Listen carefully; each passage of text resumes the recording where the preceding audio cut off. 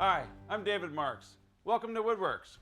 Our project this time is a folding screen with some Asian influence to it.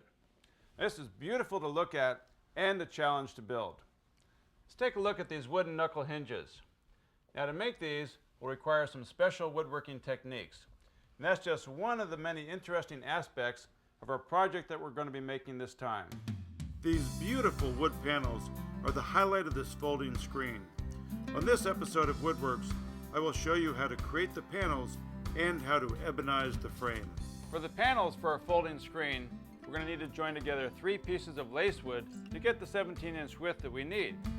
That's because the stock that we've got isn't quite wide enough. Now this stock is 3/4 of an inch thick, so when we resaw it, that'll give us 2 of the pieces that we need. We resaw our boards on the bandsaw and get a book-matched pair out of each board. Our next step is to make our wooden hinges for our folding screen. Now this is essentially a piece of maple that we've drilled some holes into to accept an 1/8-inch brass rod. Now that brass rod is going to get fitted into our framework, and that's what our whole screen is going to pivot on. We've already drilled a hole in our wooden knuckle hinge for our brass pin to fit into. Now next up, what we need to do is get this whole assembly to fit into the style for our frame.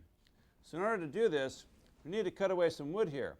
So we're going to cut a slot, which is sometimes referred to as a kerf, into the side, and that way our brass pin can fit into that slot and our wooden knuckle hinge can drop all the way back into our notch.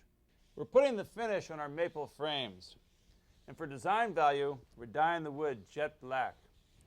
This is often referred to as ebonizing the wood. In other words, making the wood look like ebony. Once our screen is dry, we can screw in the trim that holds our panels into our frames. There, that looks outstanding.